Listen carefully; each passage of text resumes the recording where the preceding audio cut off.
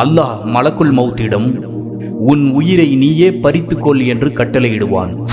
எனவே மலக்குல் மௌத் வானத்திற்கும் பூமிக்கும் இடைப்பட்ட ஒரு இடத்திற்கு சென்று அவரின் உயிரை அவரே பறிக்க துவங்குவார்.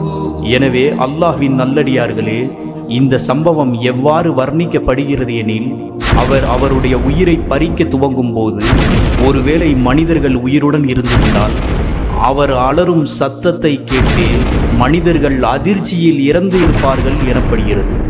இன்னும் மலக்குல் மௌத் கூறுவார், மரணம் இவ்வளவு பயங்கரமானது என்று முன்னரே தெரிந்திருந்தால் நன்னம்பிக்கையாளரின் உயிர்கள் பறிக்கும் போது நான் இன்னும் கவனமாக இருந்திருப்பேன் என்பார். அல்லாஹ் குர்ஆனிலே கூறுவது போல, அல்லாஹ்வின் முகத்தை தவிர அனைத்துமே அழிந்துவிடும். சுப்ஹானல்லாஹ். எப்படி அனைத்தும் துவங்கியதோ அப்படியே முடியும். பின்னர் அல்லாஹ் தன்னை தானே கேட்பான், இன்று ஆட்சி யாருடையது?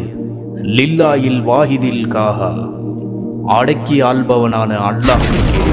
பின்னர் 40 காலத்திற்கு பிறகு இரண்டாவது சூர் ஊதப்பட்டு அனைவரும் உயிர் தெழுவார்கள்.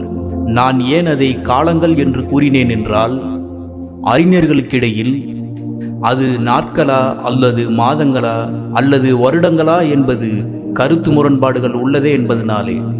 எனவே அல்லாஹ்வின் நல்லடியார்களே, இதுபோல இஸ்லாமிய பதிவுகளை தொடர்ந்து நீங்கள் பார்க்க விரும்பினால் நம்மளுடைய சேனலை சப்ஸ்கிரைப் செய்து கொள்ளுங்கள். மேலும் அல்லாஹ்வின் நல்லடியார்களே, இந்த வீடியோ உங்களுக்கு பிடித்திருந்தால் இது உங்கள் சகோதர சகோதரிகளுக்கும் பகிர்ந்து கொள்ளுங்கள். எனவே இன்ஷா அல்லாஹ் அடுத்த வீடியோவிலே நான் உங்களை சந்திக்கும் வரை அஸ்ஸலாமு அலைக்கும் வரஹ்மத்துல்லாஹி வபரகாத்துஹு.